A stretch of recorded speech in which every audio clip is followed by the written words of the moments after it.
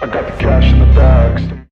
무더운 여름 저녁, 고요한 정막을 깨고 한 사내가 미용실 창문에서 뛰어내려 허겁지겁 도망칩니다.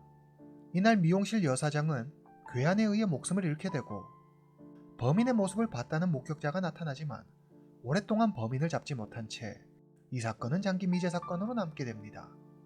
사건 발생 10년 후 새로운 단서가 나타나고 하나둘 실마리가 풀리며 그날의 진실이 드러납니다. 오늘 사건의 주인공 다나 세터필드. 당시 나이 27세. 그녀는 사우스캐롤라이나주 스파튼버그에서 조그만 미용실을 운영하고 있습니다. 그녀의 미용실은 스파튼버그 211 국도 옆에 있었는데 다나는 실력이 좋고 친절해 그녀의 미용실은 인기가 많았습니다. 그녀의 매력적인 외모도 한몫했죠. 다나는 결혼해 2명의 아이가 있었습니다. 하지만 최근 들어 남편과 사이가 좋지 않아 두 사람은 별거 중이었죠. 그런 그녀가 어느 괴한에 의해 목숨을 잃고 맙니다. 그녀에게 무슨 일이 있었던 걸까요? 함께 1995년 7월 31일로 가보겠습니다. 1995년 7월 31일 월요일 미국 사우스캐롤라이나 스파튼버그 27살의 다나는 자신이 운영하는 미용실에서 일을 하고 있습니다. 1인 미용실이기 때문에 모든 걸 혼자 꾸려나가야 하는 다나는 늘 늦은 밤까지 쉴 틈 없이 일해야 했습니다. 저녁 6시 30분 다나는 해리스가 일하는 가게에서 세제를 하나 구입한 뒤 미용실로 돌아옵니다. 저녁 8시 11분 무렵 외근을 나갔던 해리스가 다나의 미용실 앞을 지나갑니다. 청소를 하고 있던 다나와 눈이 마주친 해리스는 가볍게 인사를 합니다. 저녁 8시 30분 일을 마친 해리스는 집에 가기 위해 다나의 미용실 근처 가로수에서 차를 기다립니다. 미용실에 불이 켜져 있는 걸 보니 다나는 아직도 일하는 듯 합니다. 잠시 후 갑자기 여자 비명소리가 들리더니 미용실의 불이 모두 꺼집니다. 깜짝 놀란 해리스는 다나에게 무슨 일이 생겼다는 걸 직감하고 미용실 쪽으로 뛰어갑니다. 그 순간 미용실의 창문이 열리더니 한 남자가 밖으로 뛰어내립니다.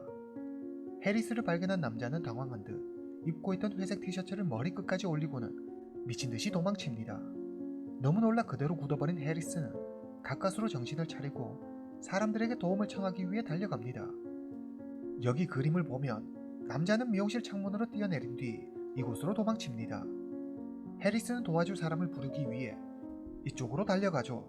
그러다 두 사람은 상점 입구에서 만납니다. 약 1초간 둘은 서로를 바라봅니다. 이때 해리스는 아주 잠깐이었지만 남자의 얼굴을 봅니다. 놀란 남자는 다급히 얼굴을 가리더니 다시 멀리 도망칩니다. 겁에 질려 우두커니 서있던 해리스는 남자의 모습이 사라지자 용기를 내 도로로 달려가 손을 흔들며 도움을 요청합니다. 하지만 늦은 시간이라 그런지 도로에 차도 사람도 없습니다. 해리스는 근처 가게로 가 자초지종을 설명하고 경찰서에 신고해달라고 합니다. 신고를 접수한 경찰이 다나의 미용실로 출동합니다. 경찰은 화장실에서 이미 숨져있는 다나를 발견합니다. 그녀는 원통형 온수기에 목을 맨 채 숨져 있었고 바닥에는 그녀의 옷가지들이 널브러져 있었습니다.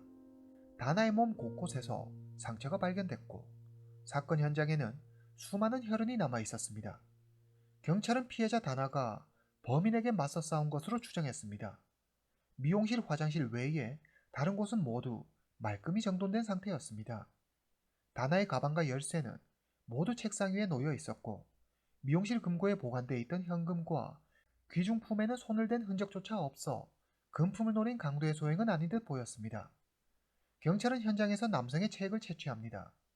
그리고 다른 증거들과 함께 국과수의 감정을 의뢰합니다. 잠시 후 다나의 남편 마이크 세터필드가 현장에 도착합니다. 그는 말합니다. 저와 다나는 2명의 아이가 있어요. 최근 문제가 좀 있어 별거 중이긴 하지만 아직 이혼은 하지 않았어요. 마이크는 아내 다나가 세상을 떠났다는 사실을 알고 눈물을 흘리며 매우 슬퍼합니다. 경찰이 다나를 발견했을 당시 그녀는 숨진 채 온수기에 묶여 있었습니다. 경찰은 온수기에서 남편 마이크의 지문을 채취합니다.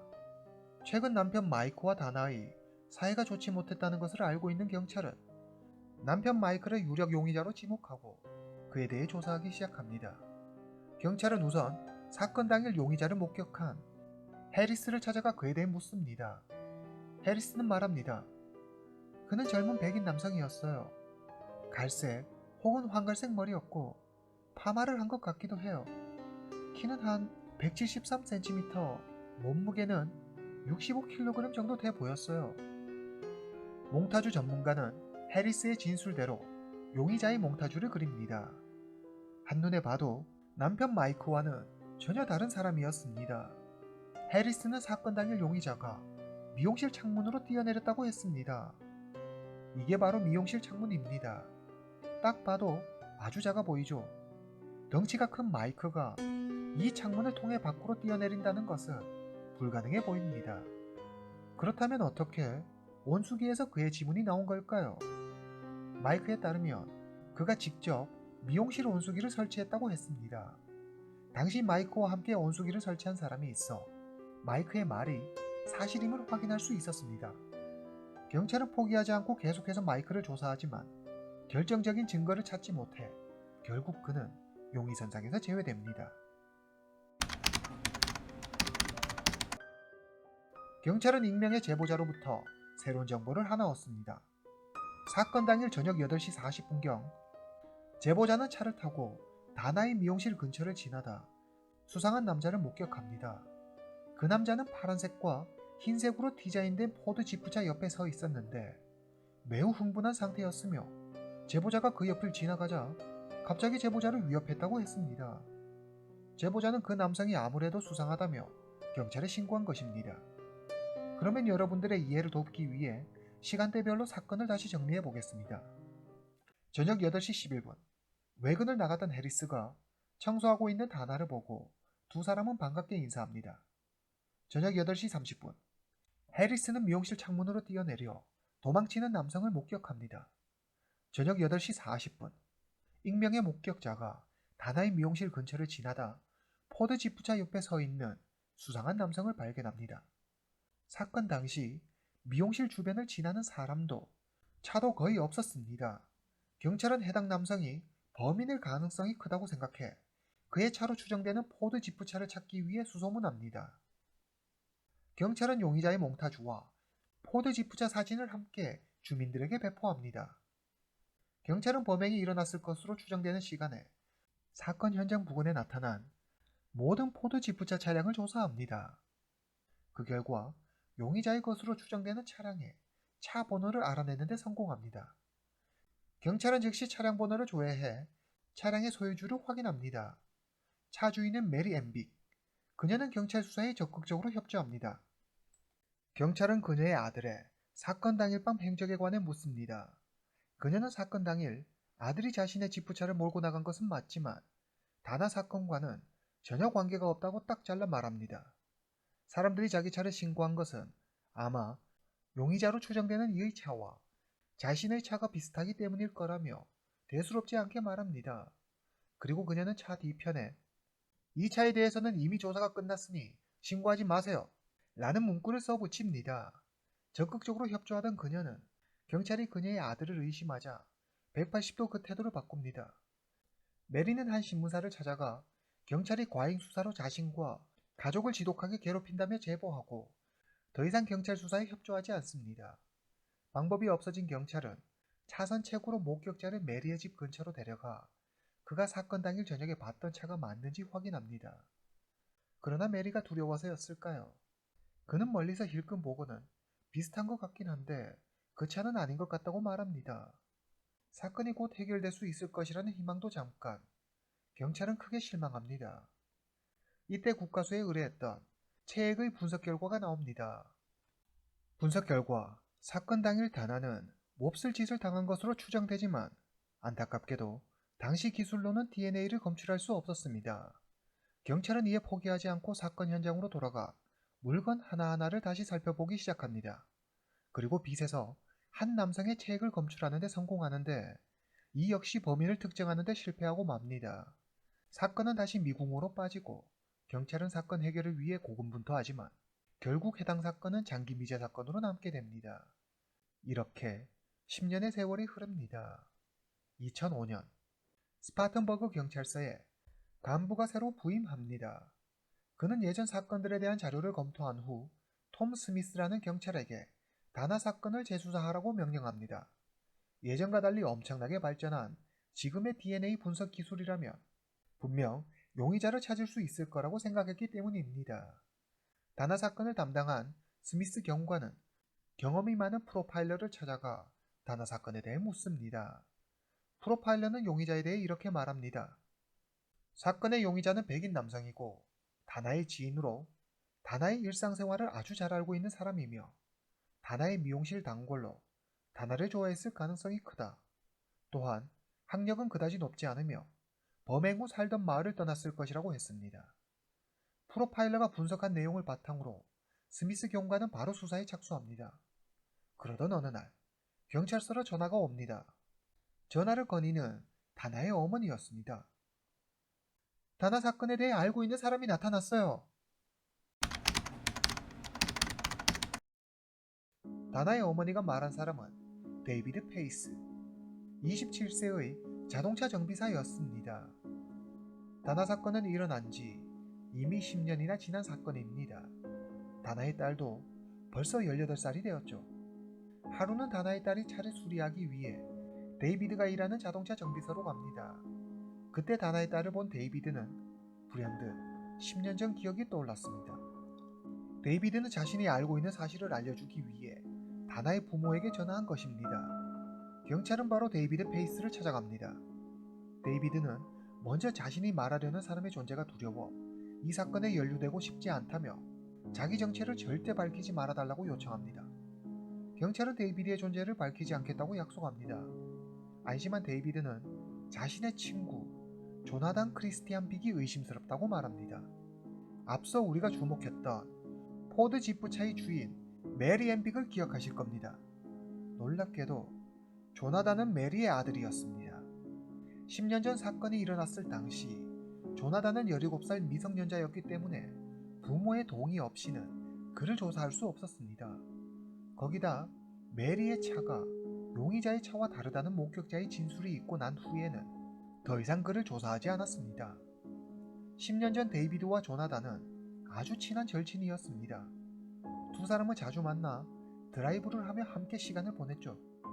당시 데이비드는 볼링장에서 아르바이트했습니다. 사건 당일에도 아르바이트를 끝내고 집으로 돌아가려는데 조나단이 문 앞에서 그를 기다리고 있었습니다. 데이비드는 조나단의 차를 타고 둘은 즐겁게 이야기를 나눕니다. 이야기를 하던 중 조나단이 다나에 대해 이야기하기 시작합니다. 그 여자는 미용실 사장이야. 결혼하기는 했는데 요즘은 따로 사는 것 같아. 난 그 여자가 너무 예뻐서 좋아. 그 여자를 꼭 내 것으로 만들 거야. 조나단은 다나에 대해 잘 알고 있는 듯 했습니다. 데이비드는 다나가 조나단보다 훨씬 나이가 많았기 때문에 그저 조나단이 하는 말을 장난으로 생각했습니다. 잠시 후 조나단은 데이비드를 집까지 데려다 준 후 다나의 가게로 가겠다는 말을 남기고 차를 타고 떠났다고 했습니다. 며칠 뒤 데이비드는 당구장에서 우연히 조나단을 만납니다. 조나단은 곧 군대에 갈 거라며 오랫동안 돌아오지 않을 거라고 말합니다. 그러면서 만약 네가 알고 있는 사실을 다른 사람한테 말한다면 널 가만두지 않을 거야. 꼭 명심해. 그때 당시에는 데이비드는 조나단이 무슨 말을 하는지 전혀 이해할 수 없었습니다. 하지만 지금 와서 생각해보니 왠지 조나단 스스로 다나 사건과 자신이 관련이 있다는 사실을 암시한 것 같다고 했습니다. 이 일 이후 데이비드와 조나단은 다시는 서로 만날 수 없었습니다. 데이비드의 말을 종합해보면 조나단은 프로파일러가 말했던 7가지 특징 중 1번, 3번, 4번, 5번, 7번 무려 5가지에 부합됩니다. 게다가 사건 당일 용의자를 본 해리스의 진술에 따라 그려진 몽타주를 보면 조나단과 놀라울 정도로 닮았다는 사실을 확인할 수 있습니다. 경찰은 조나단을 가장 유력한 용의자로 지목하고 그의 행방을 쫓습니다. 하지만 그가 지금 어디에 있는지 알아내기가 생각보다 쉽지 않았습니다. 경찰은 먼저 그와 친하게 지냈거나 그를 알고 있는 사람들을 일일이 찾아가 탐문 수사를 벌입니다. 그러다 조나단의 전 여자친구를 찾게 되는데 그녀는 수사에 협조하겠다며 경찰들에게 조나단에 대해 이야기합니다. 그녀는 조나단과 아이를 낳고 함께 산 적이 있었는데 조나단은 분노를 참지 못하고 폭력적인 성향을 가지고 있어 걸핏하며 여자친구인 자신에게 무력을 행사했다고 합니다. 하루는 조나단과 차를 타고 다나의 미용실 주변을 지났는데 그가 갑자기 이런 말을 했다고 합니다. 저 미용실에서 일어난 사건 알지? 경찰 놈들은 날 범인이라고 생각했지. 근데 증거가 없었어. 난 이렇게 자유의 몸이지. 있잖아. 만약 네가 도망치거나 딴 맘을 먹는다면 너도 저 여자처럼 만들어 줄 테니까 명심하라고. 계속 수사를 이어가는 경찰은 조나단에게 약혼녀가 있었다는 사실을 알게 됩니다. 그녀의 이름은 헤더레나 셀라스. 그런데 그녀는 2002년 9월 24일 갑자기 사라져버립니다. 조나단의 약혼녀 헤더가 사라지던 날 그녀는 조나단과 함께 바에서 술을 마셨는데 이상한 것은 이날 이후로 그녀의 모습을 본 사람이 아무도 없다는 것입니다. 조나단은 헤더 실종 사건의 유일한 용의자였습니다. 하지만 직접적인 증거를 찾지 못해 그를 기소하는 데 실패합니다. 2달 후 스미스 경관은 마침내 조나단을 찾아냅니다. 그는 조나단에게 전화해 다나 사건에 대해 재수사를 하고 있다며 몇 가지 묻고 싶은 게 있으니 토요일에 만나자고 말합니다. 예상외로 조나단은 흔쾌히 승낙합니다. 그러나 조나단은 토요일 약속한 장소에 나타나지 않습니다. 스미스 경관은 다나 사건의 범인이 조나단이라고 확신합니다. 그는 상급 기관으로부터 영장을 발부받아 강제로 조나단의 DNA 샘플을 채취합니다.